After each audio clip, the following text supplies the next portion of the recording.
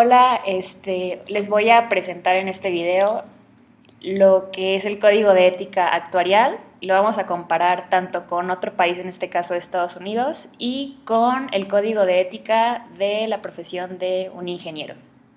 Después vamos a proceder a hablar sobre los estándares de prácticas actuariales. Entonces lo tenemos aquí como en post-its para recordar que van a ser como nuestros temas a tocar. Entonces empezamos con el código de ética actuarial.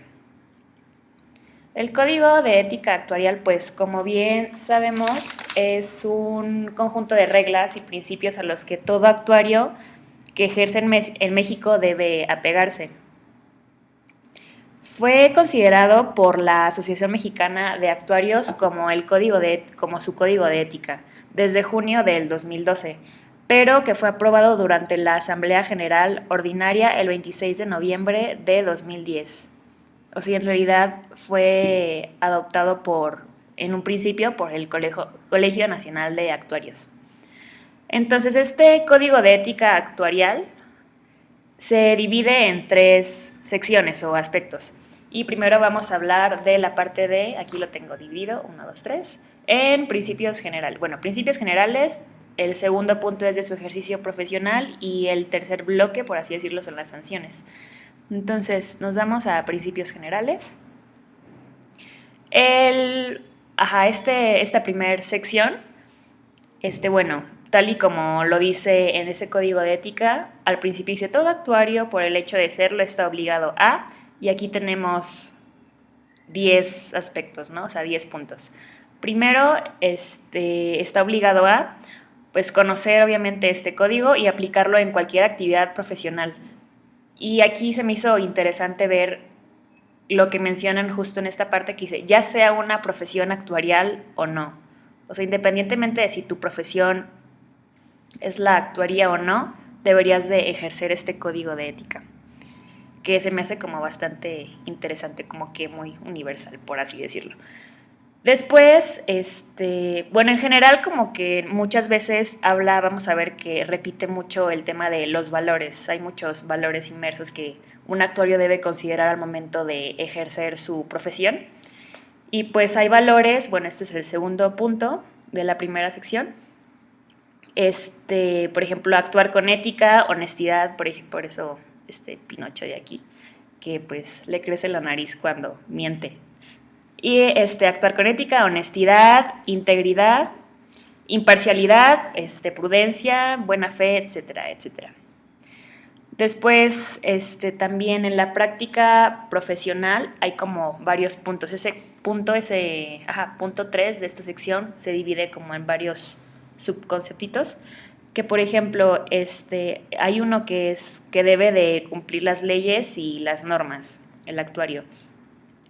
Después, el segundo punto decía algo como combatir y demandar incumplimientos. Y otra cosa obviamente muy importante es estar actualizado con los conocimientos actuariales. Después, ¿qué más? Bueno, en el punto 4, obviamente que dentro de esta sección del Código de Ética Actuarial está la parte de que se debe de denunciar, o sea, denunciar violación de las disposiciones y preceptos jurídicos.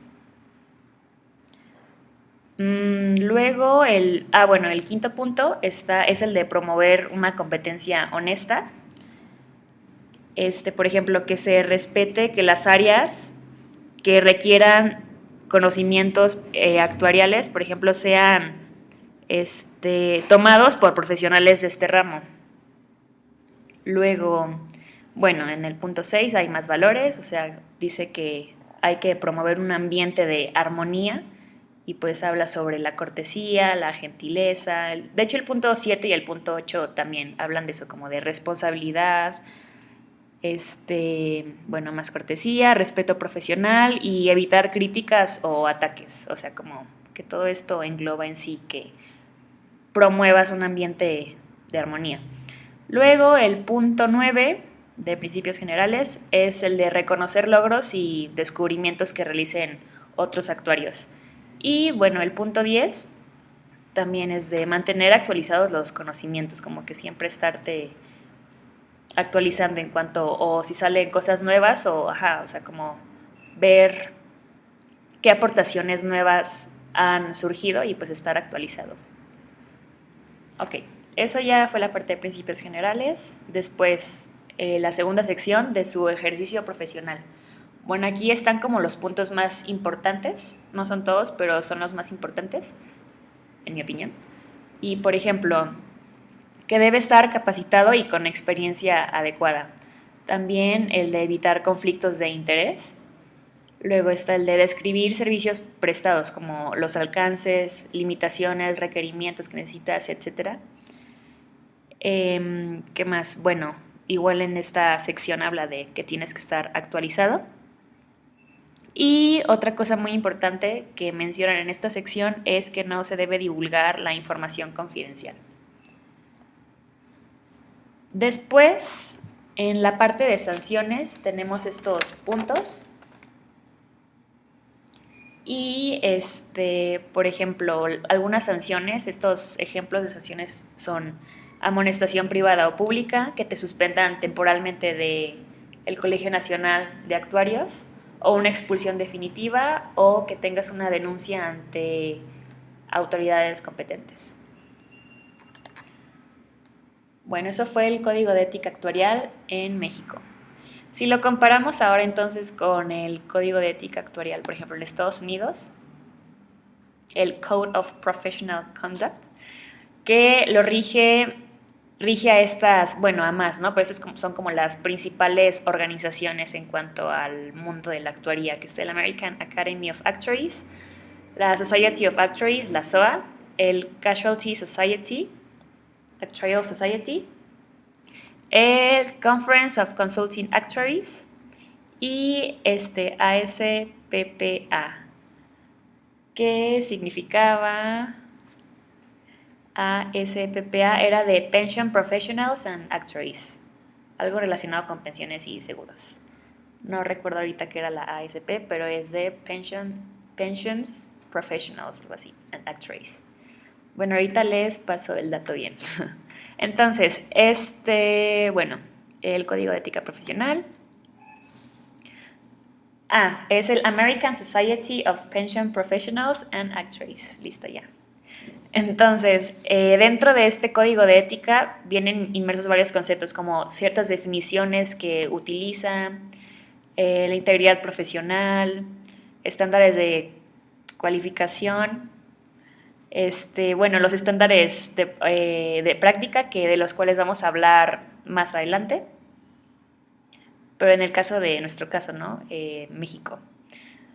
Communications and Disclosure. Otra vez hablamos de conflictos de interés, o sea, si se dan cuenta hay como varias cosas que se parecen a lo que explicamos del Código de Ética aquí en México, o sea, también incluyen temas que el Código de Ética en México incluye. Luego, Control of Work Product, Confidentiality, lo que les comentaba justo cuando hablábamos de la sección 2 del Código de Ética, que no se debe divulgar información confidencial. El Advertising, Titles and Designations y lo de las sanciones, ¿no? Violations of the Code of Professional Conduct.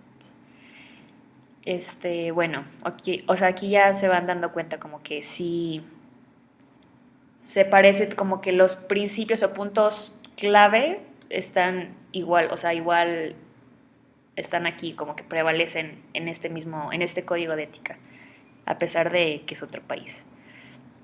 Y bueno, ya lo comparamos con el Código de Ética Actuarial en Estados Unidos. Ahora, si lo comparamos con el Código de Ética, por ejemplo, del ingeniero mexicano, los puntos importantes son 10 de este Código de Ética y se los voy a mostrar. El primero es: el ingeniero reconoce que el mayor mérito es el trabajo, por lo que ejercerá su profesión comprometido con el servicio de la sociedad mexicana, atendiendo, esto va junto, al bienestar y progreso de la mayoría. Segundo punto, el ingeniero debe rechazar los trabajos que tengan como fin atentar contra el interés general. De esta manera evitará situaciones que involucren peligro o constituyan una amenaza contra el medio ambiente, la vida, la salud y demás derechos del ser humano. Bueno, esta parte de como fin atentar contra, evitar, rechazar trabajos que tengan como fin atentar contra el interés general, va de la mano, va muy parecido a lo que decíamos de evitar conflictos de interés, como particulares. En este caso, pues evitar los que, aquí, o sea, dice, los que atenten contra el interés general. El punto 3 es un deber ineludible del ingeniero sostener el prestigio de la profesión y velar por su cabal ejercicio.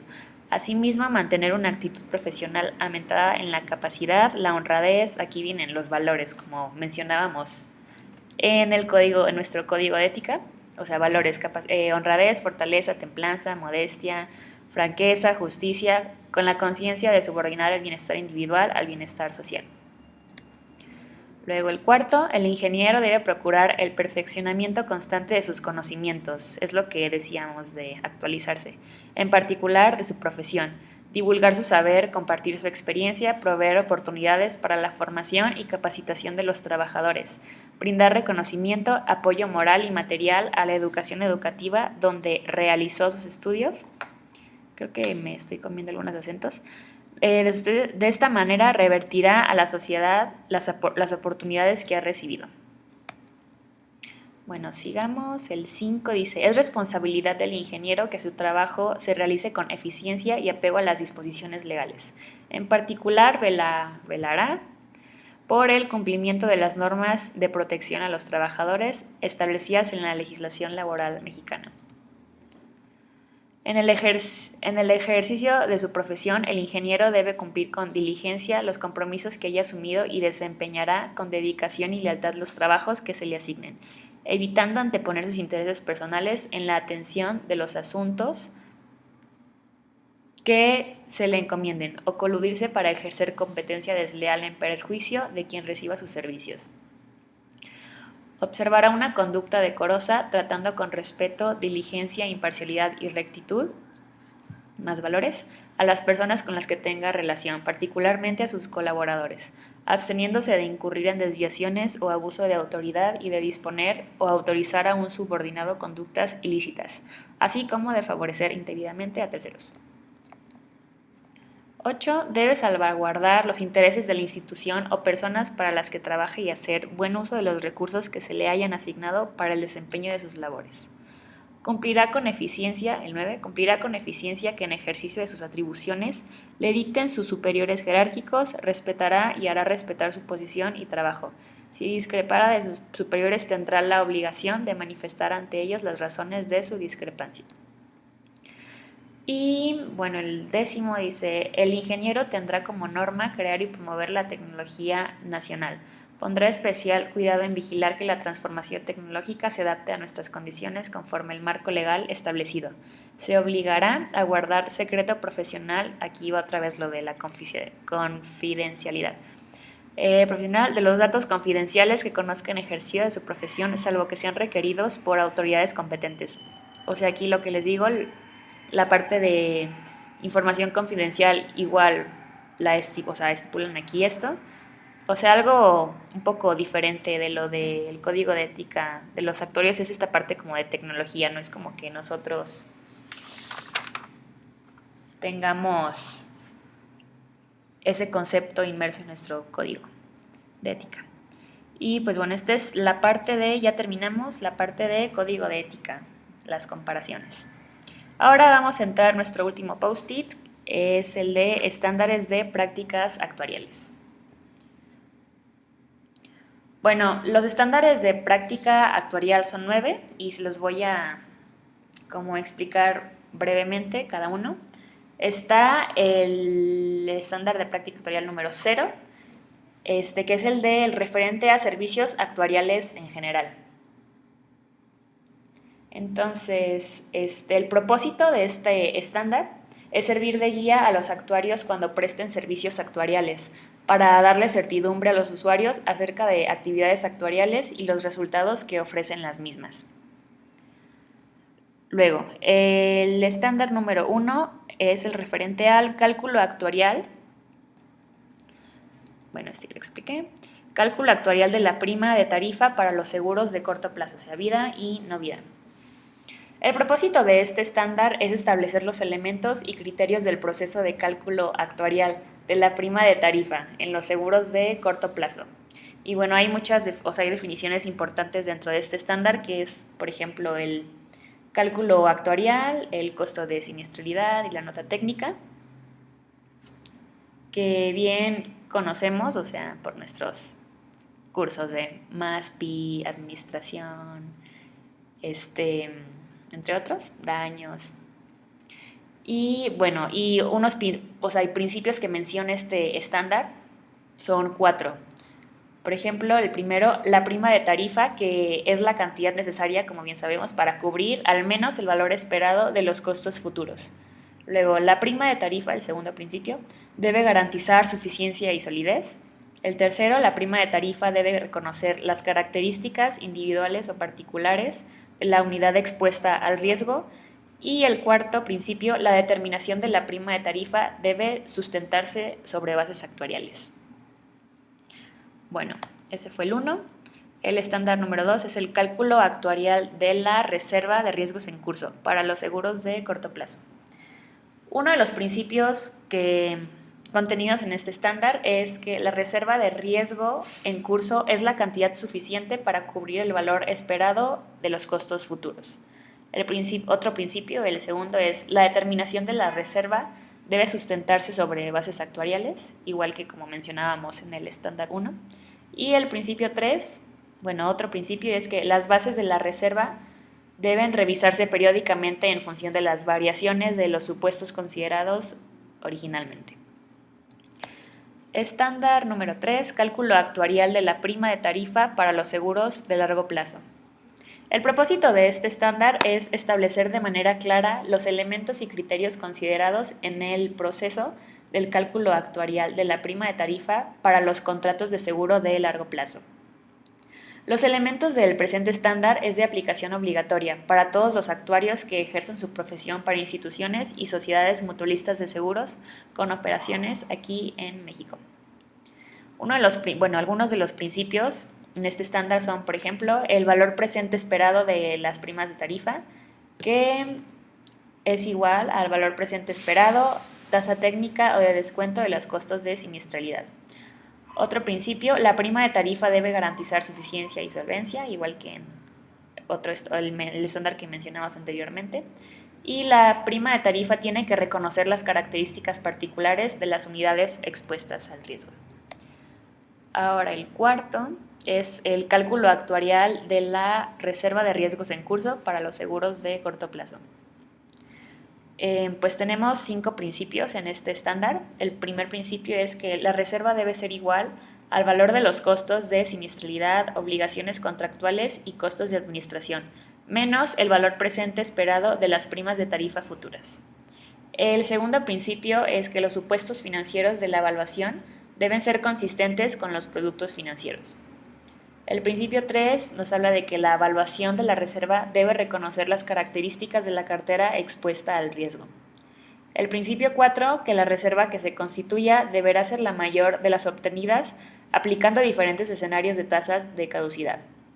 Y el quinto principio de este estándar dice que la reserva deberá ser por lo menos igual a la cantidad que la institución esté obligada a devolver al asegurado en caso de cancelación del contrato. Bueno, el número 5 es el cálculo actuarial de la prima de tarifa para los contratos de fianzas. Principios. El primer principio dice que la prima de tarifa debe proveer ingresos suficientes, garantizando la liquidez, suficiencia y solvencia. Principio número 2. La prima de tarifa debe representar una estimación del valor esperado de todos los costos asociados de una transferencia individual de obligaciones. Y el principio 3. La prima de tarifa debe reconocer las características individuales o particulares del tipo de responsabilidades cubiertas, así como el monto y calidad de las garantías asociadas a la operación. Estándar número 6. Cálculo actuarial de las reservas técnicas de fianzas. El propósito de este estándar es establecer los elementos y criterios que deben ser considerados en el proceso del cálculo actuarial de las reservas técnicas de fianzas. Algunas definiciones inmersas en este estándar son lo de acreedor y beneficiario, anulación y cancelación, deudor y fiador, nota técnica, entre otros. Y de principios tenemos 4. El primero, que la reserva de fianzas en vigor debe ser la cantidad suficiente para, o sea, eso es lo que tenemos que considerar. Por ejemplo, también que la reserva de contingencia debe corresponder a, las reservas de fianzas en vigor y de contingencia deben basarse en, y la experiencia, otro principio, la experiencia histórica de las reclamaciones derivadas de, o sea, eso tiene que como contener. Luego, el estándar número 7 es el referente a auditoría actuarial de las reservas técnicas de las instituciones y sociedades mutualistas de seguros y de las instituciones de fianzas. Hay muchos principios en este estándar, pero por ejemplo el principio 1 te dice que la finalidad es expresar una opinión profesional independiente respecto a si las reservas reflejan las obligaciones derivadas de las carteras de acuerdo con estándares de práctica actuarial y disposiciones legales. Hay otros principios que dicen, por ejemplo, el 9 y el 10, que el auditor actuarial deberá expresar de manera clara e inequívoca el objetivo de su trabajo y su responsabilidad respecto de la información presentada en su dictamen. O sea, estos principios que acabo de mencionar, 9 y 10, son referentes a sobre la información de la información resultado. Bueno, estoy yendo de adelante para atrás, pero por ejemplo otros que se me hacen importantes son los principios 6, 7 y 8, que son de la ejecución de la auditoría actuarial, que dice, debe ser planeada, coordinada y supervisada adecuadamente, y el auditor actuarial debe obtener evidencia comprobatoria suficiente, pertinente y confiable para sustentar objetivamente su opinión. Luego el estándar número 8 es el de la evaluación actuarial de la reserva de riesgos en curso.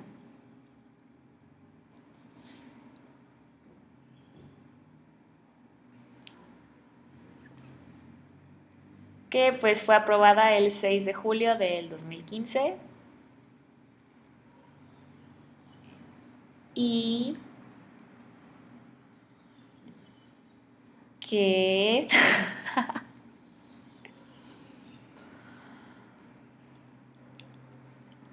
sí, bueno, por ejemplo, que su propósito es establecer los principios, prácticas y recomendaciones que deben ser considerados en el proceso de la evaluación actuarial de la reserva de riesgos en curso de los contratos de seguro. Y bueno, un poco de su alcance es que los elementos contenidos en este estándar son de aplicación general y obligatoria para los actuarios que realicen actividades profesionales de evaluación de reservas de riesgos en cursos.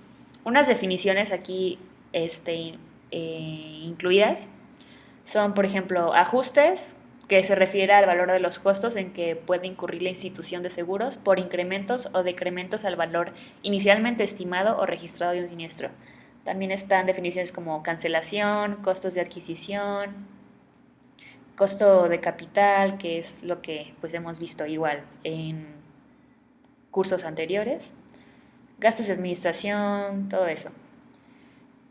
Bueno, esa es la evaluación actuarial de la reserva de riesgos en cursos, es el número 8. Y el número 9 es el referente a la evaluación actuarial de la reserva para obligaciones pendientes de cumplir, que su propósito es establecer los principios, prácticas y recomendaciones que deben ser considerados en el proceso de la evaluación actuarial de la reserva para obligaciones pendientes de cumplir para los contratos de seguro. Y pues más definiciones, igual tiene definiciones de ajuste, cancelación, frecuencia, prima, muy parecido a lo que tenemos en el en el estándar número 8 que acabamos de mencionar. Principios que hay en este estándar. Por ejemplo, el primero dice que la reserva para obligaciones pendientes de cumplir debe ser igual a la suma de la mejor estimación de las obligaciones futuras derivadas de los siniestros ocurridos y beneficios vencidos y de un margen de riesgo correspondiente al valor estimado del costo neto de capital regulatorio.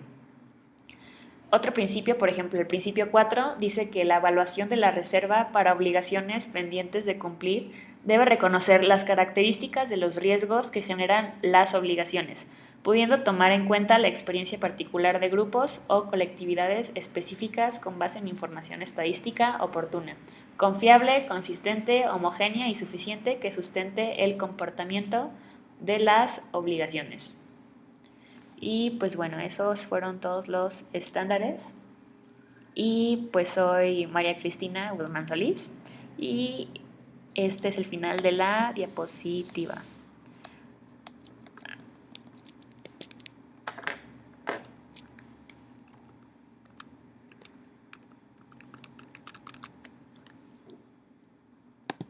El Código de Ética Actuarial es un conjunto de reglas y principios a los que todo actuario que ejerce en México debe apegarse, el cual está dividido en 3 secciones: el de los principios generales, el de su ejercicio laboral y las sanciones.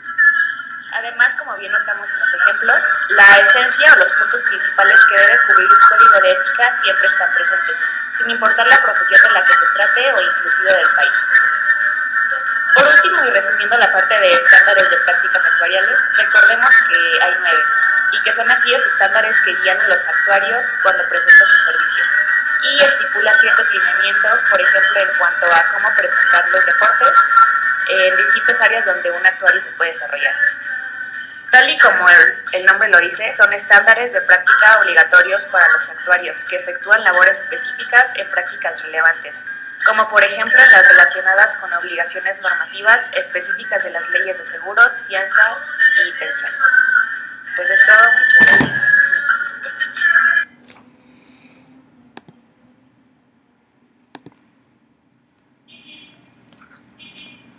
¿Cómo lo paro?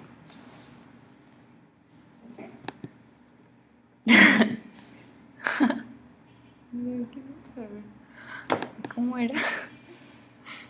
Stop screen.